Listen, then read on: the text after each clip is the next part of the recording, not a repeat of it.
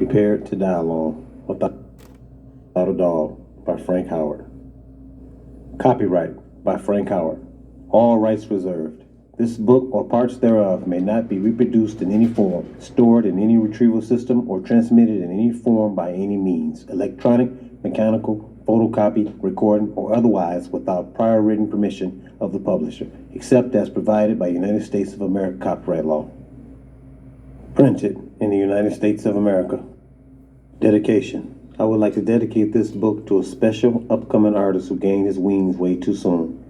Todd T.J. Mitchell Jr., Eastside Mooley, 392 Moo, Dorico Reek Piggy, Priest Granger, and co-worker Beth Ann Garlic. You all will be truly missed. Second time, and another novel in the books literally.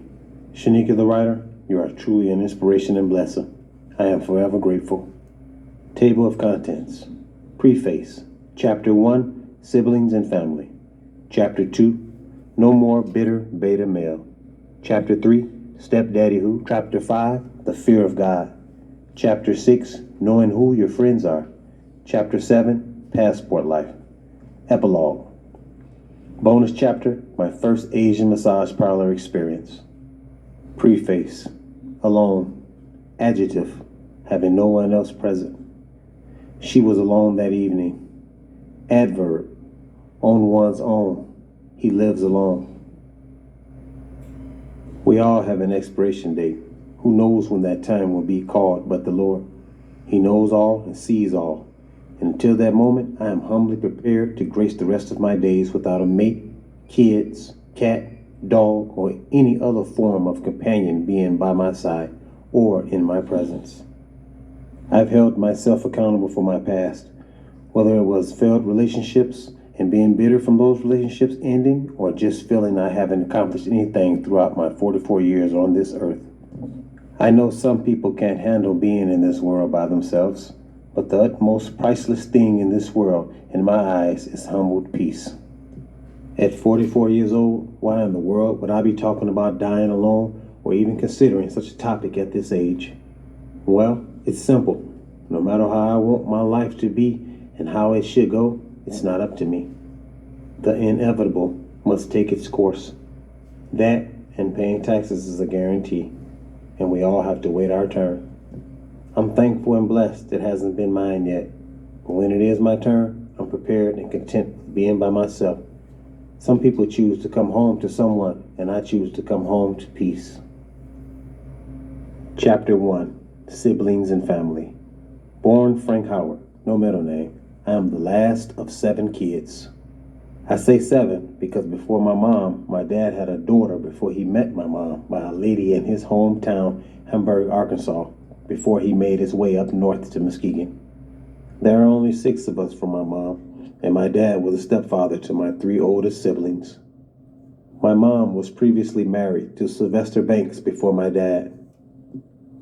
We never said or called each other half-siblings, since we all come from the same mother, which I know some families do. Regardless, we all share the same blood. No need to label anyways. It's all how you and your siblings connect. So why am I prepared to die alone, you ask? Well, this is a question I asked myself about 5 or maybe 7 years ago after my mom passed away. November 3rd, 2015 was ultimately the worst day of my life. On August 30th, 2009, before my mom's passing, is when my father gained his wings. In my Snoop Dogg voice, life is a doggy-dog world. When you're younger, it's all so simple. No bills, no worries. Just eat, sleep, boo-boo, and play. When it comes to my siblings, I connect with them all differently.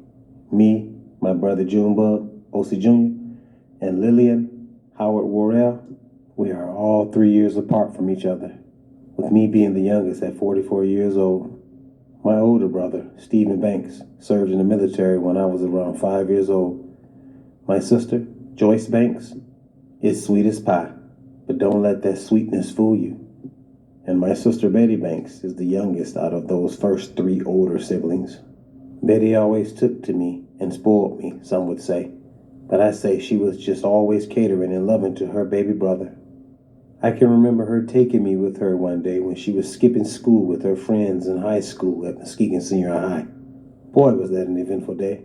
And I remember the next year my parents made her go to Catholic Central. LOL. To be young again is an understatement. My mother had two sisters, Betty Miller and Effie Haver. My sister Betty is my aunt's namesake. I must say those were some very close sisters. I miss my aunties dearly. They all have gained their wings, with my mom being the last to go out of the three. I know it weighed on my mom a lot because she had already lost my dad, and then to lose her siblings as well. I know it was tough. Plus, she struggled with dementia. I always thought my mom would live longer than she did. She was very feisty, strong-willed, and had been through some of the toughest times dealing with memory loss. But you best believe she still knew who her kids and family were, especially me, her baby. She would always remind me on every occasion.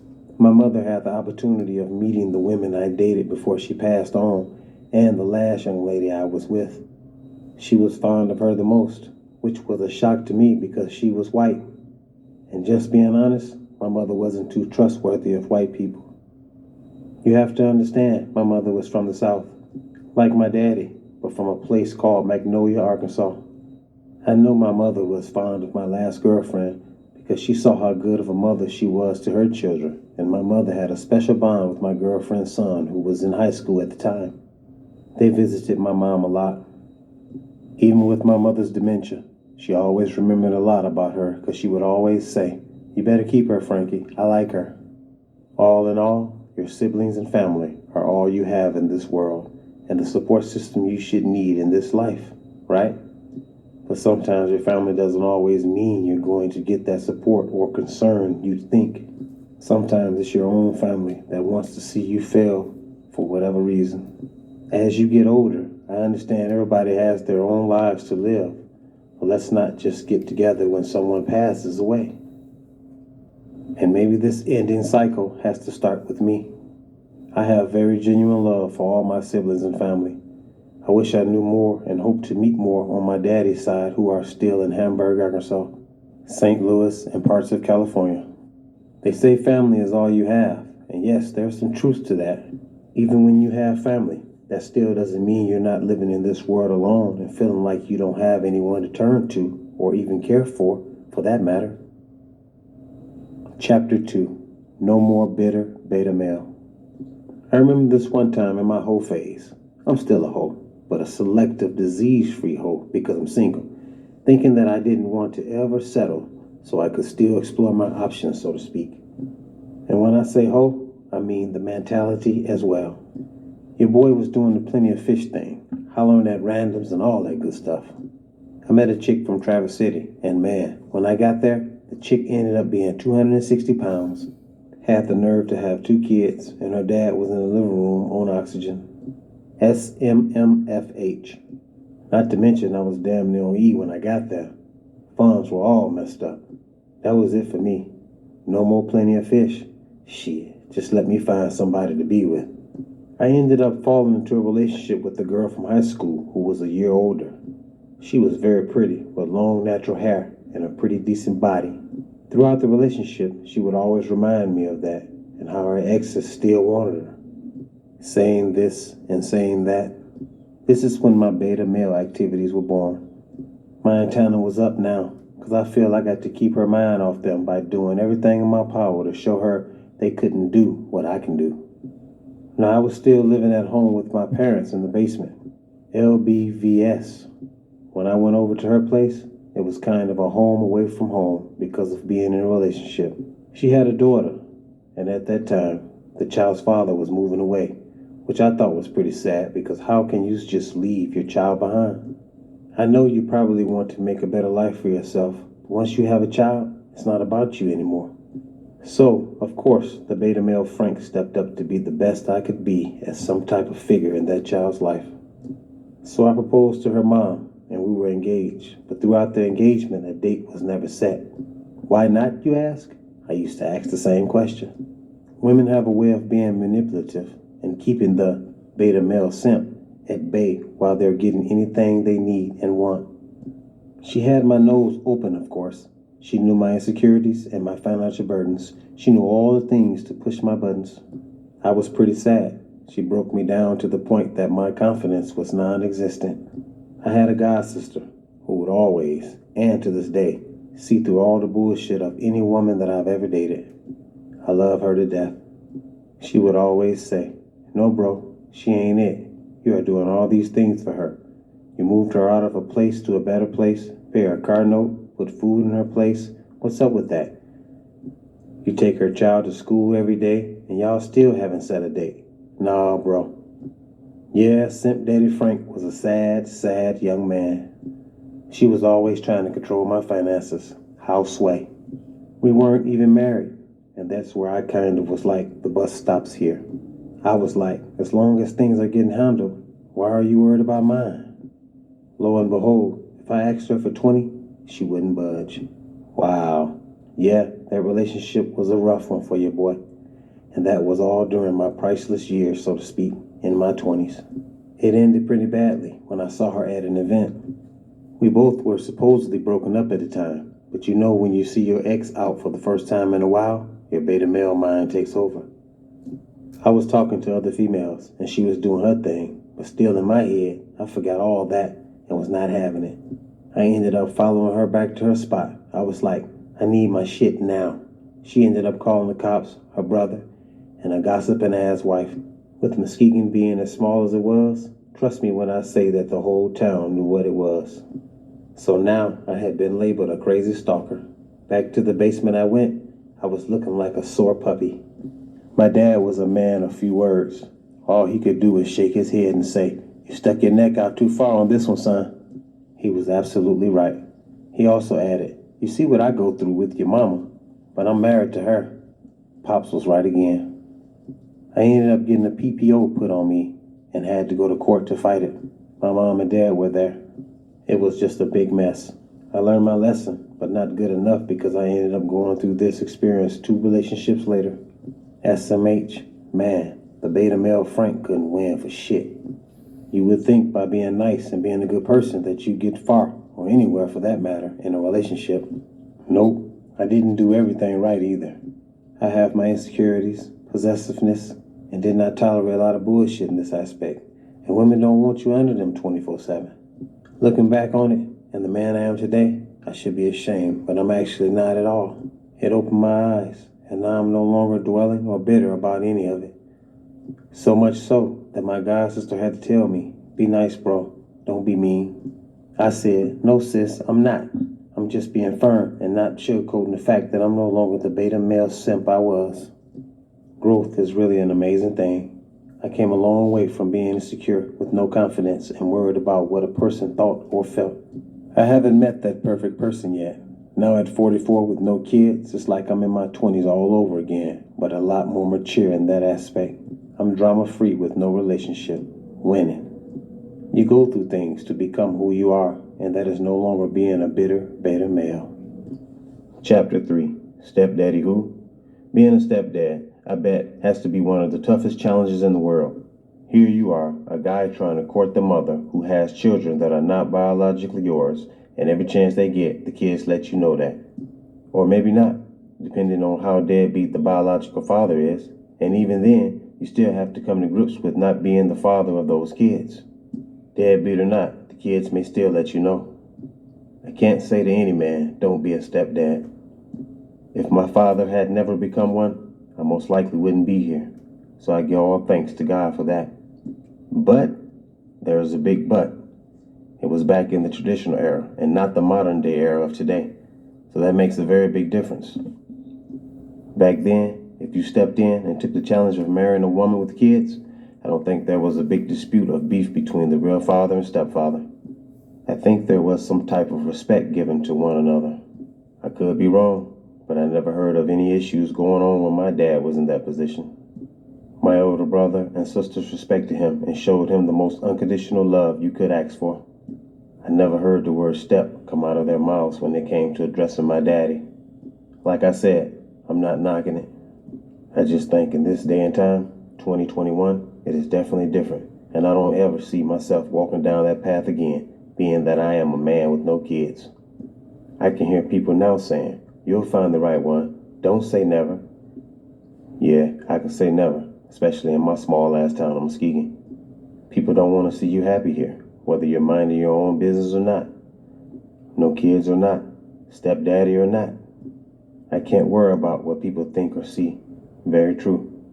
But at 44 years old, it's so hard to date someone with kids, or even just date for that matter, because of the modern day thinking of women that men have to deal with today. Just recently I heard a woman say that it's the man's fault that women are the way they are today. How sway? In my Kanye West voice, why is there anyone to blame? Why don't you start holding yourself accountable? That woman or man you look at every day is the person to start with. Michael Jackson never told a lie when he made that song. It's only so much a stepdad or a man dating a woman with kids can do anyways. You can't discipline or put your hands on them because the biological dad is going to have a problem with that. You never hear from them throughout the whole relationship, but let there be an issue with you saying or doing something of any disciplinary action, the biological dad is going to have all the smoke for you. I understand, but that's why I always encourage some type of respect with each other. But if that baby daddy is bitter or doesn't want to see her with anybody else, chances are slim to none. And this goes both ways when a man has moved on, trying to be there for his kids. The mother is bitter, and there's a problem. This is commonplace for modern day engagement. The father, or should I say sperm donor, is going to have big problems with the stepdad who is doing the job the father couldn't. They don't give a zero, or you know what, when their baby mama is alone. Then as soon as a real man comes into her life, now it's, I want to see my kids. I've been there plenty of times trying to play stepdaddy and being there for kids that weren't mine, playing the role, going to sporting events and even to recitals, plays, and conferences. Now, all of a sudden, I'm getting blamed for being in their lives and doing what they couldn't do because I'm with their baby mama. SMH, it just doesn't add up. I think in the end, some baby daddies can't accept the fact that I was doing a better job and blowing their baby mama's backs out while taking better care of their kids. That makes more sense to me. Don't be mad at me. It comes with the territory of having a baby mama, bruh. If you got divorced, you should have worked it out. As my god sister Javon Stewart Chambers would tell me, there was a MF in there knee deep before you and going to be a MF in there knee deep after you. I haven't heard one lie told, sis. So me being stepdaddy in today's modern era of dating, nah, I can't even see it or even go down that path anymore. I would have to definitely date younger, and lucky for me, my age hasn't truthfully caught up with my looks yet. I owe that to playing a lot of basketball and not stressing over who and what said what, who is dating who, and what was said on Facebook, etc. Just being humble and at peace, staying on my purpose. Shout out to Alpha Male S. I'll leave the stepdaddy roles to the betas, or the ones who think they have to settle. But for me, the tumbleweeds will forever continue to roll, my friends. Chapter 4, Alpha Male Strategies, at Alpha Male S, and Mr. Kevin Samuels, at Kevin Samuels. Other than my brother Junebug, my childhood friend of both me and my brother are what I refer to as high-value dudes. We call him Pumpernickel. Not because of the bread, but when we played basketball in the back of his house when we were kids, he used to call his jump shot the jumper Pumpernickel. Those two dudes are the realest, and I know they probably won't say it, but I would consider them high value because of their fields of work, or should I say careers. Not going to put their business out there, but those two guys motivated me to grind, get my passport, enjoy the adventures of these different countries, and enjoy the world you only see on TV. Pretty much enjoy life outside the matrix.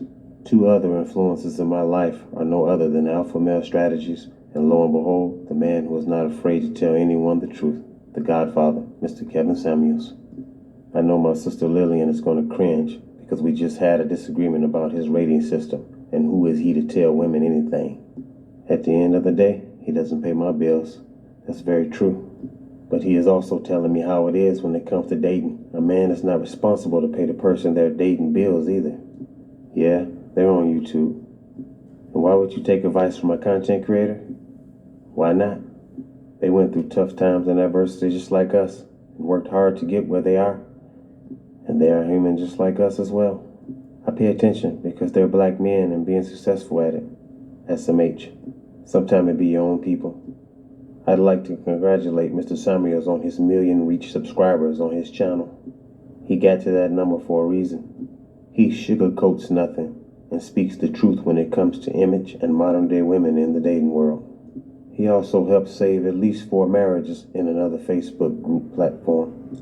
And I'm that guy he's talking about when it comes to not wanting to date a woman with kids when I don't have any. Don't settle and sell yourself short. Why should I? Nah, that ain't the move. In my Ha Davis voice, I used to be that guy, but not anymore.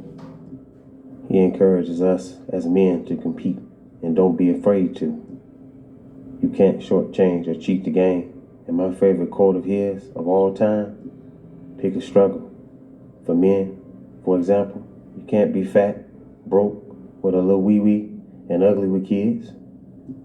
And women, the same thing. You can't be fat, ugly, broke, your coochie stank, and with 3 badass kids. All truth if you ask me. Basically, you can't have struggles all over the board and expect a man or woman with no kids to campaign for that hot garbage. Alpha male strategies basically encourage you to stay on your purpose, and a woman will follow after your purpose is successful. Don't live outside your means, and stop buying bullshit to impress people who don't care for you in the first place. He definitely is very successful in that content he creates. He'll be at 1,000,000 subscribers before you know it. Another favorite quote of his is, she's gonna have to suck a whole lot of... You get the point? Women like to play games just as much as men do. They have at least 10 other numbers in their phone. That's why they don't like talking. They would rather text all the damn time. I'm old school, and I hate texting, to be very honest. When it comes down to it, they have both helped me tremendously on how to stand firm as a man. That pretty, soft, kind way won't get you far with the modern women of today. Most importantly, practicing and enjoying your time alone, embracing your peace is the most priceless and whole mind thing to have. Not having any toxic or outside negative energy to deal with. I'll take that over an eggshell relationship any day. Now and until forever if it takes that.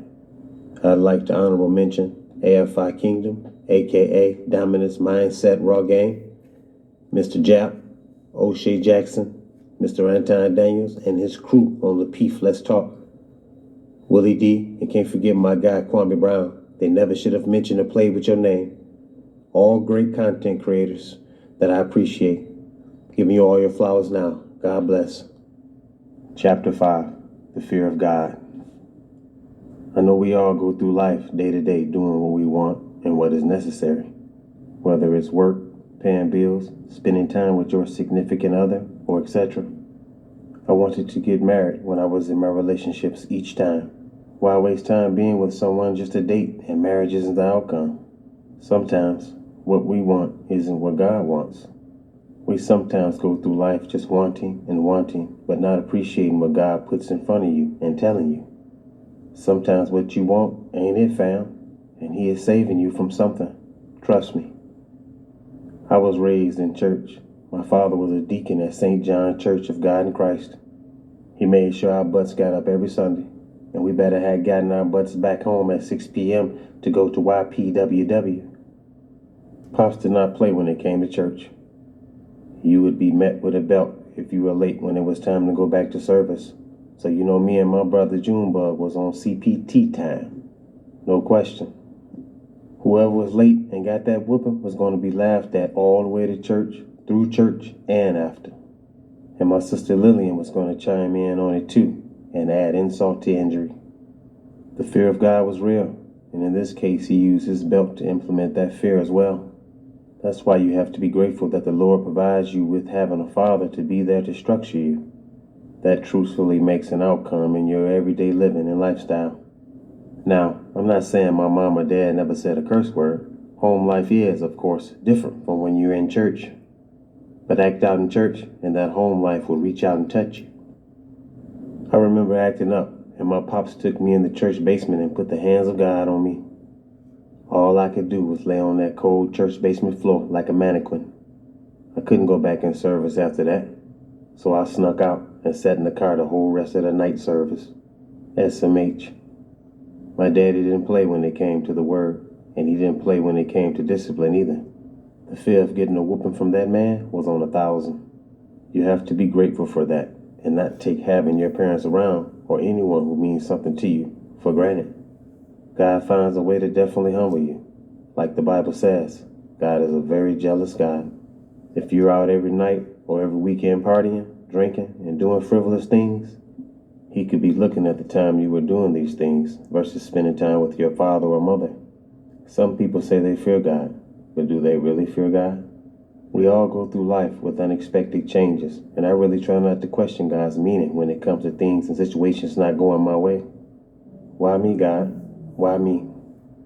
It's the human imperfectness I think we all possess. Friendships and relationships. Yeah, at times, these situations change, and I sometimes question them. What happened? What did I do wrong?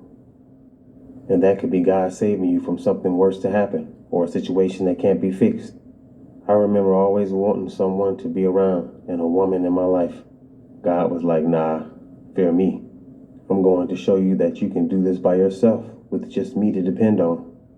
The 2 reasons for living, He took away. And you know I wanted all the smoke with the questions for my mom and dad no longer being with us. I truly thought I would never recover. Now, in all honesty, after my mother passed away, I felt no reason to live. My girl also left me in the process. I was numb. 211 and cracklings was my diet. I wasn't trying to live no more with that combo. SMH, yeah, I was ready to tap out. But it was that one thing, that one voice that was in my mind saying, fear me, son.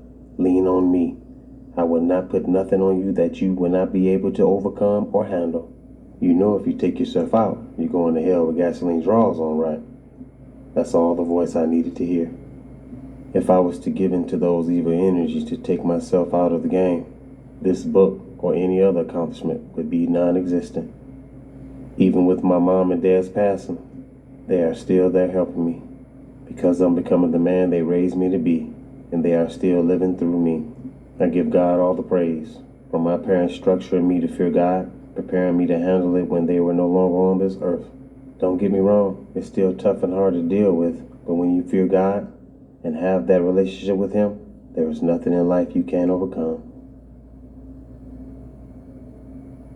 Chapter 6, Knowing Who Your Friends Are. One of my favorite rappers to this day, Nas, said it best.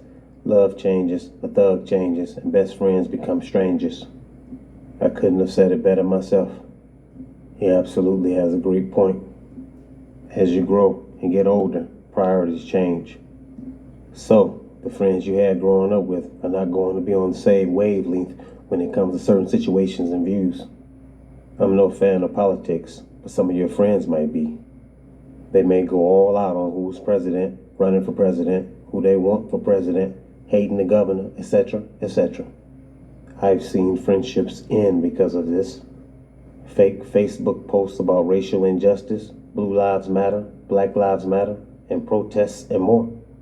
It's sad, but it's real. We can have different views and opinions, but why do we have to stop being friends because of it? I've never been a fan of social media because certain posts can be construed or misinterpreted. I was in this situation. I almost lost a childhood friend because of a post he might have thought was about him or what he was going through. For one and for certain, I would never ever put my friend on Front Street on social media. A true friend would never do such a thing. I don't care how angry I am or upset I get. I wouldn't tell a secret of my worst enemy if I had one, let alone a friend, because of certain situations, and who knows what a person is going through. Check on your friends, communicate, and get an understanding of what's going on with them before you select, send, or post, because that one push of a button could end a friendship forever, all because of a Facebook post. I let people live. I can care less what you do or post. It's your life. I have my own life to live, but you best believe, regardless of any post I make, it's not going to be about tearing down or blasting a friend. My dad said it best. Frank, when you get old enough, you will see who your true friends are. You're absolutely right, Daddy. He, for the most part, was always right. He didn't have to say a lot for you to know that. He had very few friends to come by the house. Only 2 I can remember. A man called Rice and a man he called Billings. These were their last names. I can still see the tears rolling down Billings' face when he saw my daddy in that casket. Billings was a true friend. As a kid, you just know and see certain things, like my daddy and Billings kicking it, joking and laughing. Friendships and memories you can't put a price on. Although I am very prepared to die alone, there are some friends, true friends. I know better being front row or somewhere front row with my family, no questions and no excuses. If you don't, I will haunt you until you join me. My first friend I ever met, we were so young we couldn't even cross the street yet. We played by yelling from the corner. My homie, Willie Wilson, love you, dude. My homie Quantario Barnes. Our families knew each other before we were born. Dude, you got me in the utmost ridiculous troubles in my entire life. LBVS. Dude, you have detectives come to my house and everything. I playing on the phone. SMH. Love you, fam. My homie Kokomo, MF Joe Trigg. I met this guy in 3rd grade at Angel School for 1 year, and you would think I was born in his family. Even when he moved after 3rd grade, I found out where he moved to and maintained a friendship and connection ever since. Love you, broski. Gerald Fitzpatrick O'Neill. Me and this dude was together so much growing up, they used to think we were twins, and he was a light-skinned cat. Me and this guy never had an argument, ever. No need to knock on wood. Love you, fam. T.Cooper. What can I say? We share the same birthday. He once tried to negotiate, saved me from an ass whooping from Ronnie Brown in the 3rd grade, but was hilariously unsuccessful. LOL. We share the same interests with books and films. And he blessed me with my first starring role and debut in King Coupe de Ville's Treasure. If that's not a friend, I don't know what it is. Thank you. Love you, fam. The Strickland brothers. Mont, Juju, Turk, and Rob. You will never understand the simplest sharing and breaking of bread with you all on Allen Street truly taught and meant a lot to me. My barber, Kenny Moo, not only a barber, also a person who listens to your crap and is a voice of reason when you go through it. A true best friend. Love you, big bro. Can't forget my homie Sweet Chuck, the funniest, realest person you can meet. Love you, bro. My first coolest co-workers I had the honor of working with for over 20 years, Victor White and Tim Glover. If those factory walls could talk, love you two guys. We were a bad combo. LaMel Childers, Gary Humphrey, DeMarco Norris, Fat Stuff, Larry Lawson, Jerome Booker, Marcus Countrybone Abram, Cedric Cruz, Demetrius Moffitt, Chris Poole, Dee Dee Jermaine Cavanis, Tara Carson, Tamara Carter, Byron Denson, Gems of Life, A1 Rico Zachary, who stole my dollar at Port City. I haven't forgotten. LOL. DeRay Evans, Corey Watts, Corey Sullivan, always keep it 1,000 and never switches up. Hakeem Shabazz, Ed Price, Shay Day, Aviance Watts, Tony Ladden II, Brian Crawford. I know we don't rock like we used to, but the love is still there, homie. My big bro Carlos Piggy, and the first guy I met in Muskegon from Benton Harbor, Donald Davis. I know I'm forgetting some people. My apologies, but you all get my drift. Brian Clancy, Shantae, KWC McMillan, Jonathan Andre Walker, and my god sis I love more than she knows, Javon Chambers Stewart. And my brother, whose mom took me in as her second son, and when I was crossing that bridge on Allen Street holding on for dear life to come play with you, Montanius, the MF don't play, Chambers. We fought once in our lifetime as kids, and he almost sent me to my maker if he would have connected with that punch. Mama Willett didn't raise no punks or bitches. Love you to death, my G. I am forever grateful to have you as my brother and friend. The whole Angel, Steele, and Muskegon School crew better be flooded at my funeral. I love you all. Friendships should be effortless, never strained or compromised. Rip Mike Townsend, Delaney Oaks, Bam Jeffrey Shelton, Nasir Dooley, Paul Hobson, Tony Hicks, Torrey McGee, and Eddie Blake. I can't forget LeBron Crosby and Alan Wicks. I had a lot of friends and acquaintances I lost throughout my life. My nephew Quentin Miller and a host of other senseless deaths. Know who your friends are, who will truly be there when you need them, not only for a monetary reason. Who knows what anyone is going through? Are true friends supposed to check on each other on a daily basis? If you don't know the answer to that, you are not a true friend.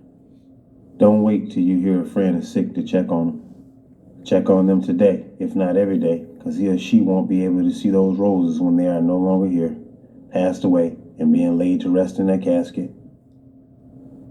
Chapter 7, Passport Life. I made some great investments in my older years. I bought a trailer to start a lawn service. I started my own clothing line, Top Scale Clothing, and I got my first book published, Love Don't Love Nobody, that I wrote 23 years ago. It's never too late to accomplish any goal. Just keep grinding, believing, and trusting God in yourself. You'll be amazed at what you can make a reality. One investment that stands out that I made in 2018 is purchasing a passport. One of the greatest investments I ever made because I get to see some of these places you only see on TV or dream about. Having the passport makes all the places you dream about a reality. Some flights can be costly, depending on where you want to go.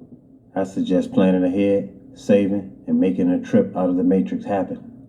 It will definitely put your mindset about the Matrix in a different light. Now, of course, some people, or should I say women, don't like this idea. Whether you're married or single, they feel the only reason a man wants a passport is to go to these other countries and trick off. My answer to that is, so freaking what? A person can't go on vacation to explore the world? Who's to say what they're going to do? Stella has been going to Jamaica for years getting her groove back. You don't hear me and other men complaining. If you're an adult, use your passport the way you want, but I wouldn't suggest criminal activities. A passport can open doors to investments, meeting great people, or even moving to a place permanently. Whatever the reason, put your passport to use.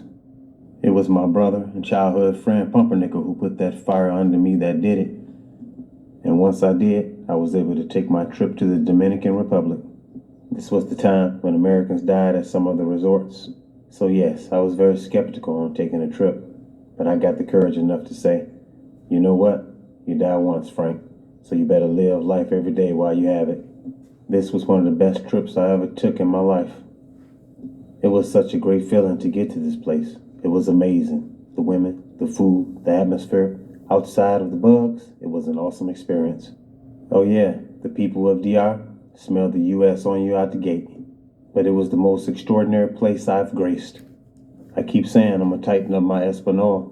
All I remember saying is, que lo que, the whole trip. Oh, gracias, no gracias. There was a lot of como está, mucho bien, and mi amor. These are all memories that will never get old between you and your bros. Every time you talk about it, you get giddy, like it was the first time you ever went. Me and my homie Pumpernickel stay on the line about past trips and future trips to come.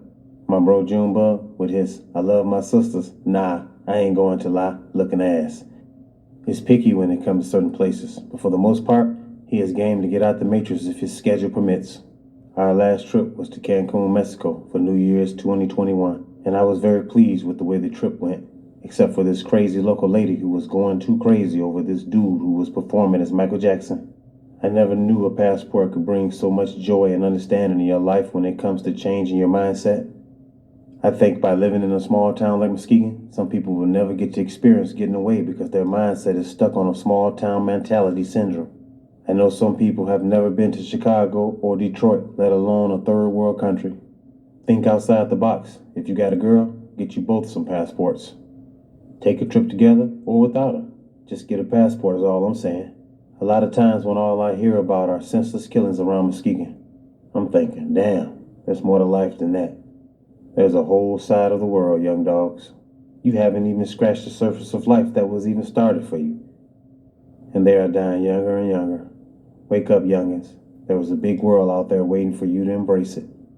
I must acknowledge a content creator on YouTube who shares his experiences about these places like DR, Colombia, and Haiti. Check in effect. I appreciate you, fam. Jabril of Passport Heavy, Ace Live, and Cardell Beasley of Black Men Travels, all of the content is greatly appreciated. Another thing I asked myself when I got my passport was, why would I get married? I can take a trip whenever I want to without an argument, disagreement, or expectation.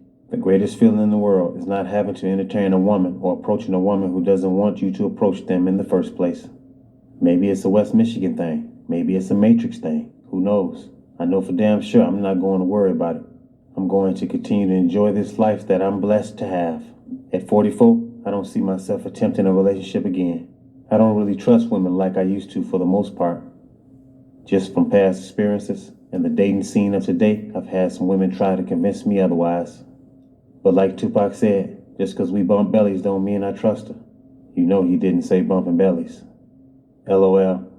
Ain't no telling how many bellies she bumping when I didn't see her or I'm not around. I'm good. And no, I'm not red pill, purple pill, or blue pill. I'm chill pill. I mean straight chilling when it comes to women. So keep your wants and masculine energy elsewhere, please and thank you.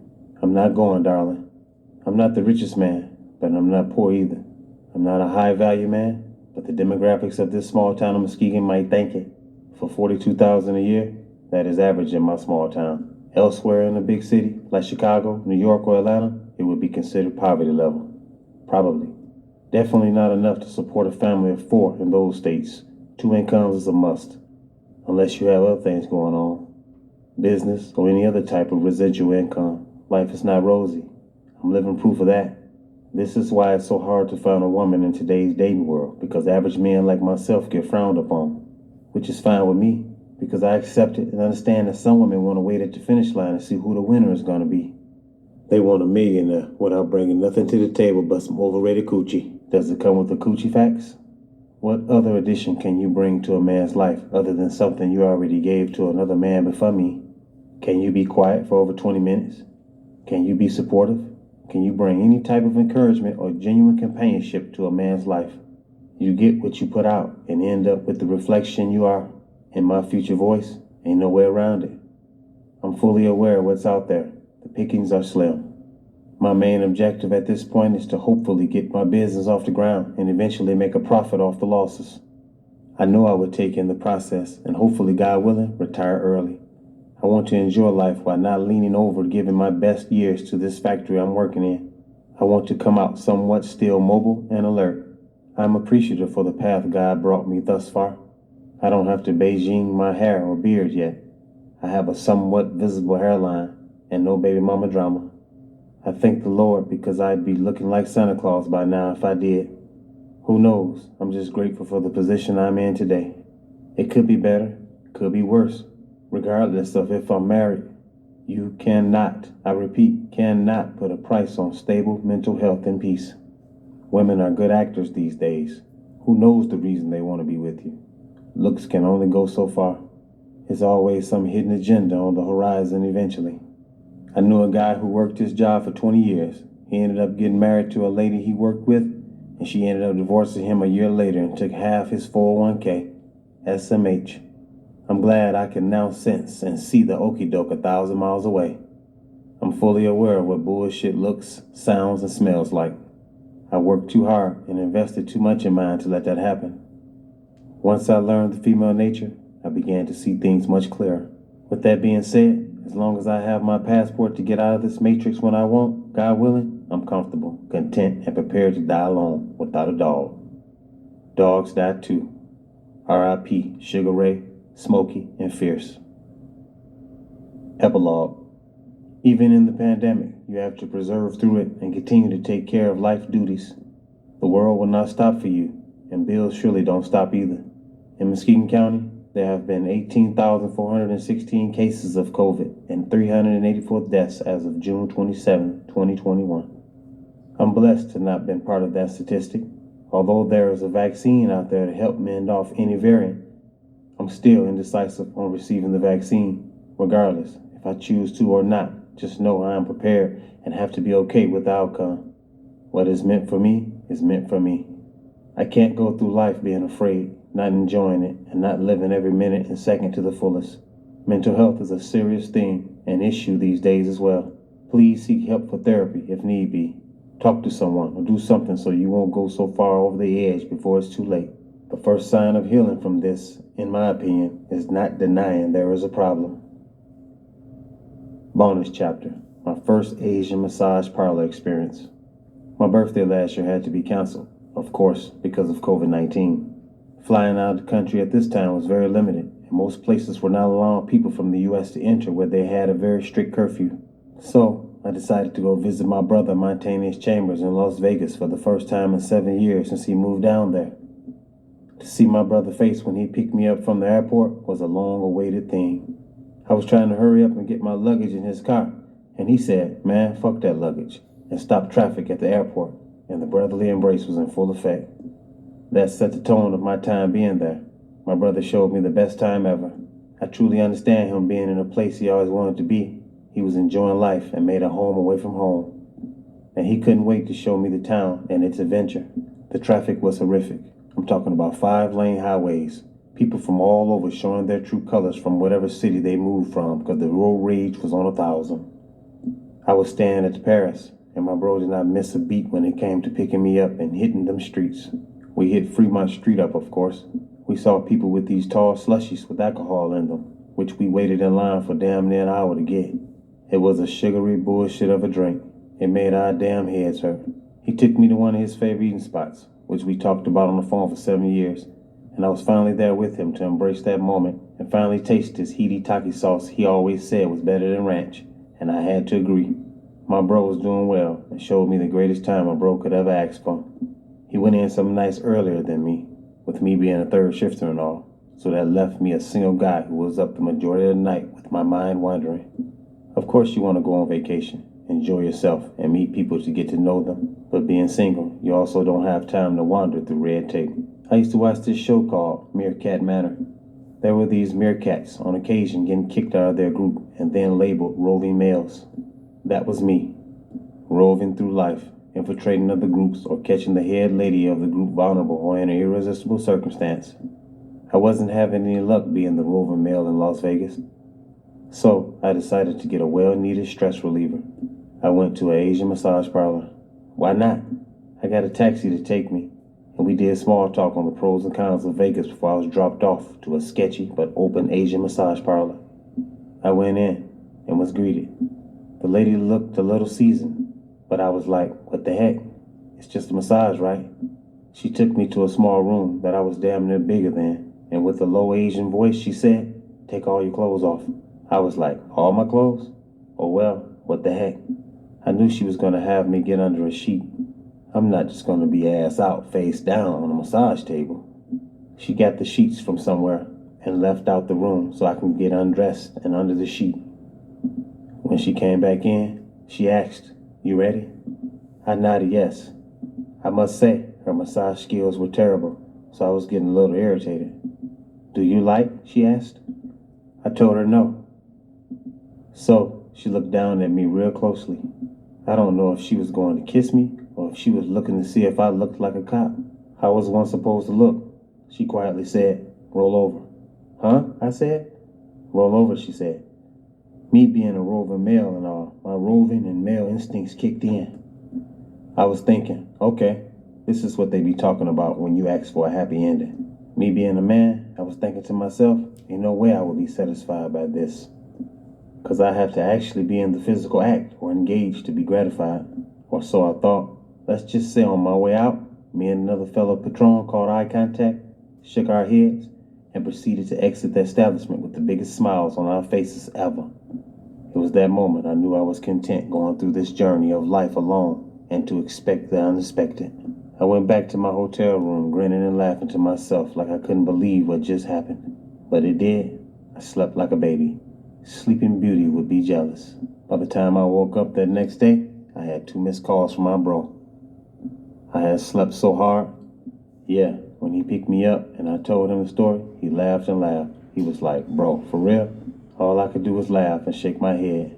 They say what happens in Vegas stays in Vegas. But in my Ezel from Friday voice, I ain't gonna tell nobody else.